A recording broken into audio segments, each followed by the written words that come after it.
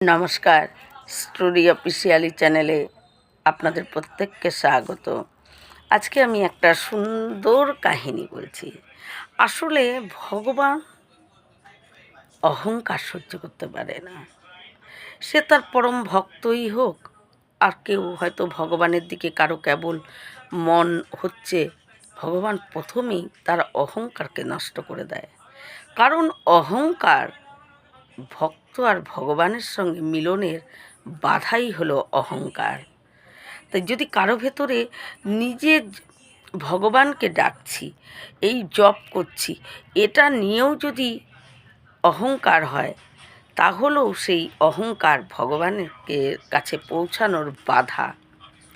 তাই পরম ভক্তর ভিতরে যখন অহংকার হয়, কারণ আমরা অনেক রকম পুরাণে আমরা কিন্তু এই গল্প শুনেছি যে মহামুনি তিনি পরম ভক্ত শিরোমণি তাকে বলা হয়, কিন্তু মহামুনিকে কতবার যে তার ভিতরে অহংকার হয়ে যায়, আর যতবারই মহামুনির ভিতরে অহংকার হয়, ভগবান কিন্তু ততবারই মহামুনির ভিতর থেকে অহংকার নষ্ট করে দেয়। কারণ একজন পরম ভক্ত শিরোমণির মনেও যখন অহংকার হয়, আর সেই অহংকারই হলো ভগবানের কাছে পথে বাধা। তাই অহংকার প্রথমে নষ্ট করে ভগবান। ভক্তের ভিতরে অহংকার, আর অহংকার এমন একটা জিনিস, বড় বড় ভগবানের পরম ভক্ত তাদের ভিতরেও কোনো সময় অহংকার এসে যায়।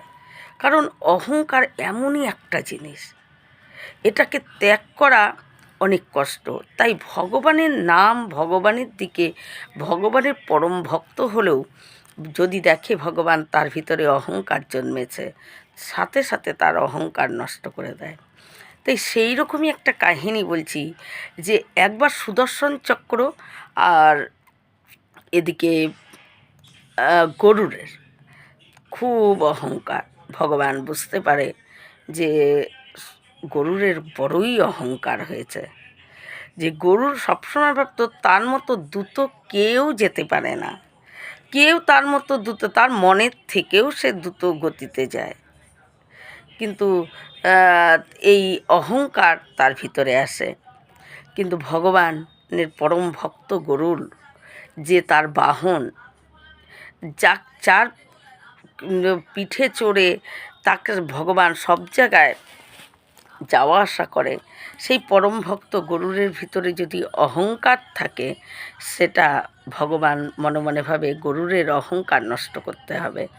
তাই ভগবান বলে দ্বারকাধীশ, তখন ভগবান দ্বারকার রাজা, দ্বারকায় বসে বসে ভগবান যখন দেখে যে গরুরের বড় অহংকার হয়ে গেছে মনে, তার দ্রুত গতির জন্য, তখন ভগবান দ্বারকাধীশ গরুলকে বলে যে গরুল, তুমি আমার ত্রেতা যুগের পরম ভক্ত হনুমান, তাকে একটু গিয়ে বলো যে আমি তাকে ডেকেছি।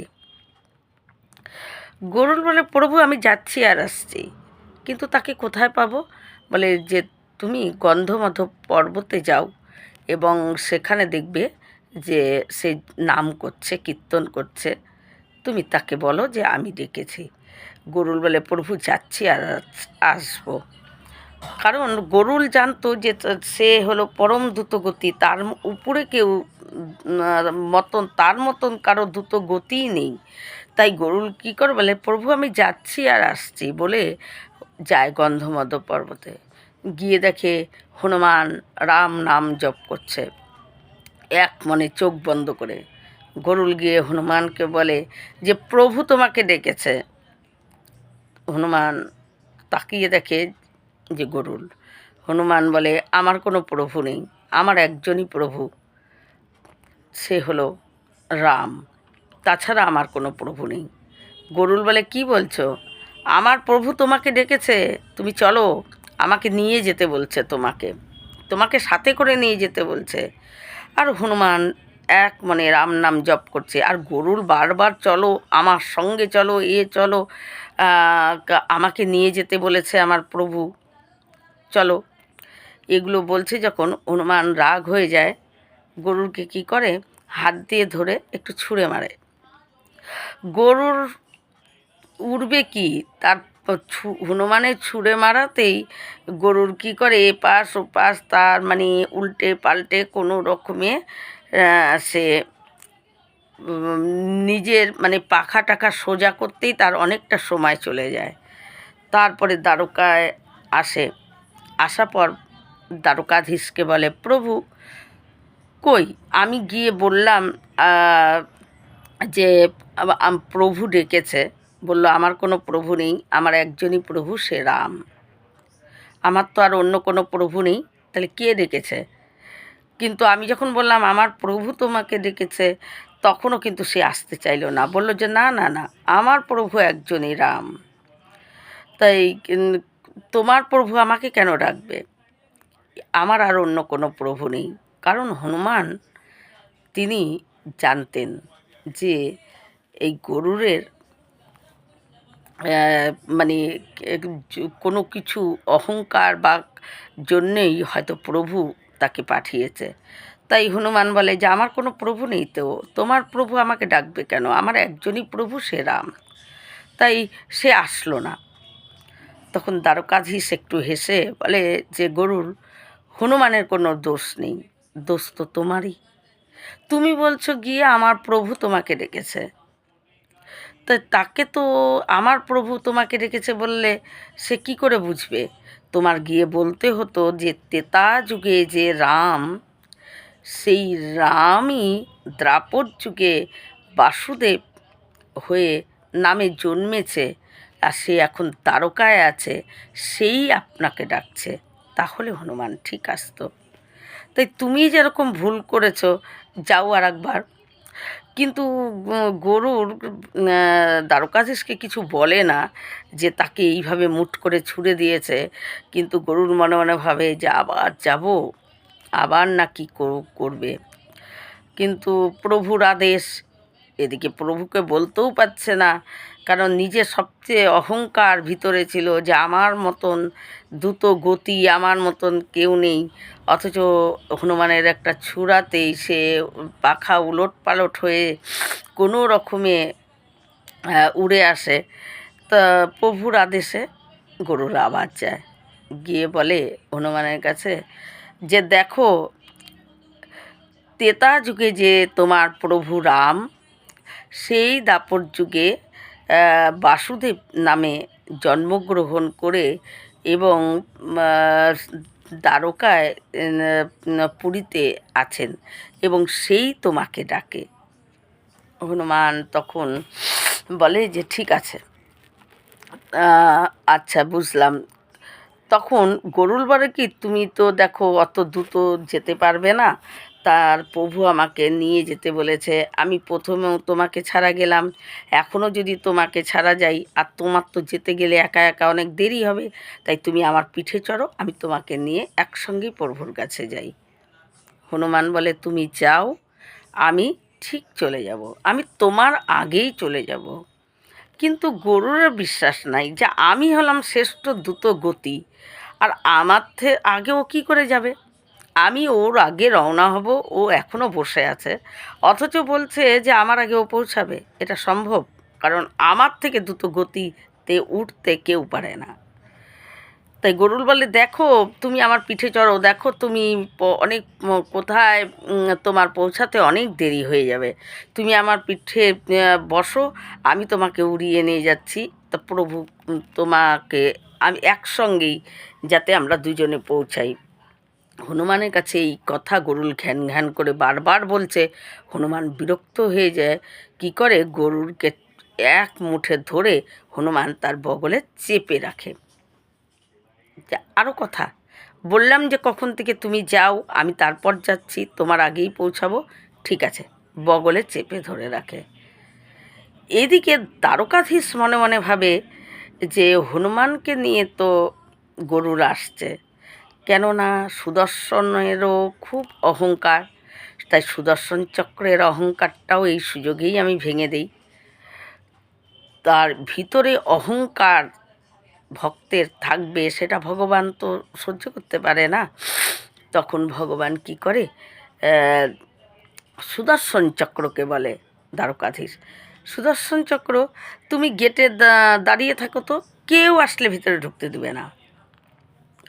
সুদর্শন চক্র বলে যে প্রভু ঠিক আছে, আমাকে ভেদ করে কেউ ঢুকবে, কার এমন শক্তি? আমার তো হলো শ্রেষ্ঠ শক্তি, কারণ সুদর্শন চক্র অস্ত্রের মধ্যে সবচেয়ে শ্রেষ্ঠ, ধারালো, এবং একমাত্র সুদর্শন চক্র পারে যদি চায় সমস্ত কিছু নষ্ট করে দিতে। তাই সুদর্শন চক্র এই নিয়ে ভিতরে অহংকার হয়। সুদর্শন চক্র দ্বারকাধীশের পাহারাদার হয়ে সুদর্শন চক্র দাঁড়িয়ে আছে। হনুমান উঠতে উঠতে যখন আসে, এদিকে যখন হনুমান আসছে, বেশ কিছুটা চলে আসছে, দ্বারকাধীশ বুঝতে পারে যে হনুমান অনেকটা আগে চলে এসেছে। দ্বারকাধীশ তখন সত্যভামা কে বলে, সত্যভামা তুমি সীতার মতো করে সাজো, কারণ হনুমান আসছে, আর হনুমান আসছে মানে তাকে রাম সীতার রূপ তাকে দর্শন করাতেই হবে। তাই আমি তো রামরূপ ধরব, কিন্তু যদি খালি রামরূপ হনুমানকে দেখাই, হনুমান কিছুতেই ছাড়বে না। তার মা সীতাকেও আমার পাশেই সে দেখতে যাবে। তাই সত্যভামা তুমি সীতার মতন সেজে আমার পাশে এসে দাঁড়াবে। হনুমান কিন্তু আসছে। সত্যভামা গিয়ে কি করে, সীতার যে রামায়ণ, সেই রামায়ণ তখন পড়তে থাকে। তেতা যুগের রামায়ণ বই করে সীতা সাজ সজ্জা সব কিছু সত্যভামা দেখতে থাকে। দেখতে দেখতে অনেক সময় চলে যায়। হনুমান যখন আরও অনেকটা ওই গরুলকে বগলে চেপে হনুমান যখন অনেকটা কাছে চলে আসে দ্বারকার, তখন ভগবান, কারণ দ্বারকাধীশ তিনি জানতেন যে তার সীতার রূপ দেখাতে পারে একমাত্র রুক্মিণী, কারণ সীতাই পরের জন্মে রুক্মিণী হয়ে জন্মায়। তাই সত্যভামাকে তার অহংকার ছিল যে সে সবচেয়ে সুন্দর, ভগবানদের পত্নীদের মধ্যে তার মতো সুন্দর কেউ নেই। সত্যভামার এই অহংকারকে নষ্ট করার জন্য সত্যভামাকেই বলে আগে সীতার মতো করে তুমি সাজো। যখন অনেকটা সময় চলে যায়, সত্যভামার কাছে যায় দ্বারকাধীশ, বলে সত্যভামা তুমি তৈরি হয়েছো তো, সীতার মতো তোমাকে দেখি তো লাগছে নাকি? সত্যভামা বলে প্রভু এতক্ষণ ধরে আমি সীতার বর্ণনা পড়ছিলাম, কিন্তু পড়েও আমি তার মতন করে কোনো রকমভাবেই নিজেকে তৈরি করতে পারিনি। দ্বারকাধীশ বলে দেখো, হনুমান একদম কাছে চলে এসেছে, তুমি আর পারবে না। এমন সময় রুক্মিণী তার মহল থেকে দ্বারকাধীশের সামনে আসে। তখন রুক্মিণীকে বলে দ্বারকাধীশ যে রুক্মিণী, হনুমান আসছে। এই কথা শুনে রুক্মিণী বলে প্রভু হনুমান আসছে? রুক্মিণী তাড়াতাড়ি করে যত মিষ্টি লাড্ডু ফল নানা রকম সে হনুমানের খাওয়ারের জন্য গুছাতে শুরু করে। আর রুক্মিণী খুশি হয়ে যায় যে হনুমান আসছে বলে। তারপর যখন হনুমান দ্বারকার গেটে পৌঁছায়, তখন দেখে সুদর্শন কড়াভাবে দাঁড়িয়ে আছে, কারণ তার মতো তেজ তার মতো শক্তি তো কারো নেই, নিজেকে তাই ভাবে। হনুমানকে বলে আমি তো যেতে দেব না, প্রভুর আদেশ। হনুমান বলে কবের থেকে দ্বারপাল হলে? বলে প্রভু আদেশ করেছে কাউকে ঢুকতে দেওয়া যাবে না, তুমি চলে যাও। সুদর্শন, হনুমান বলে যে ত্রেতা যুগে আমিও দ্বারপাল ছিলাম, কিন্তু তুমি কি বলছো যে ঢুকতে দেবে না? সরে যাও, আমি ঢুকবো। কিন্তু সুদর্শন কিছুতেই হনুমানকে ঢুকতে দেবে না। না, হনুমান অনেকবার ভালো করে বলাতেও যখন সুদর্শন চক্র তার নিজের অহংকারেই মত্ত হয়ে আছে যে না না তোমাকে ঢুকতে দেওয়া যাবে না, হনুমান তখন কি করে, সে সুদর্শন চক্রকে আমরা যেমন মোম নিভিয়ে দেই ফু দিয়ে, হনুমান ঠিক সেই রকম একটা ফু দিয়েছে সুদর্শন চক্রকে। সুদর্শন চক্রের যে সূর্য, বলা হয় বর্ণনায়, সুদর্শন চক্রের বর্ণনায় বলা হয় কোটি কোটি সূর্য একবারে যদি ওঠে, যে আলো যে চমক হবে সুদর্শন চক্রর সেই রকম জ্যোতি। তাই যখন হনুমান সেই সুদর্শন চক্রের উপর ফু দেয় সুদর্শন চক্র, অমনি তার তেজ নিভে যায়। যেরকম মোমবাতি নিভে যায়, যেরকম বাতি ফু দিলে নিভে যায়, সুদর্শন চক্র নিভে যায়। নিভে গিয়ে সেটা চেকে বেঁকে একটা ছোট্ট হয়ে যায়। হনুমান সেটাকে ধরে মুখের মধ্যে পুড়ে নেয়। পুড়ে দ্বারকার ভিতরে যেখানে দ্বারকাধীশ বিরাজমান সেখানে হনুমান পৌঁছায়। হনুমান পৌঁছে বলে, প্রভুকে সাষ্টাঙ্গে প্রণাম করে, প্রভু কী কারণে আমাকে আপনি স্মরণ করেছেন আপনি বলুন। তখন দ্বারকাধীশের সঙ্গে হনুমানের বেশ কিছু কথা হয়। হনুমান দ্বারকাধীশকে বলে, প্রভু আমি রাম রূপ দেখব, মা সীতা সহকারে আমাকে সেই রূপ দেখান। দ্বারকাধীশ সীতা মানে রুক্মিণীকে সীতা রূপ আর দ্বারকাধীশ দুজন পাশাপাশি দাঁড়ায় এবং রাম সীতার রূপ হনুমানকে দর্শন করায়। রুক্মিণী হনুমানকে নানা রকম মিষ্টি ফল খাওয়ায়। হনুমান খেতে খেতে বলে, প্রভু আমার না এত ওই মিষ্টি টিষ্টি খেয়েও পেট ভরে না। আমার আসলে কি ওই যে বাগানে ঢুকে নিজের মতো করে ফল পেড়ে খাবো ওটাই খুব। তাই কোথায় আপনার বাগান? এদিকে দ্বারকাধীশ মনে মনে ভাবে, হনুমানকে বলে, হনুমান তোমাকে গেটে কেউ আটকায়নি? হনুমান বলে, হ্যাঁ আটকেছে তো। বলে কই?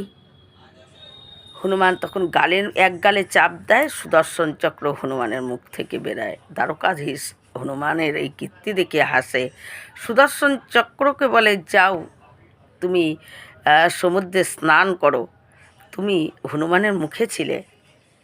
বলে, আর তোমাকে কেউ ডাকতে যায়নি হনুমান? তুমি একাই আমাকে স্মরণ করে আসলে?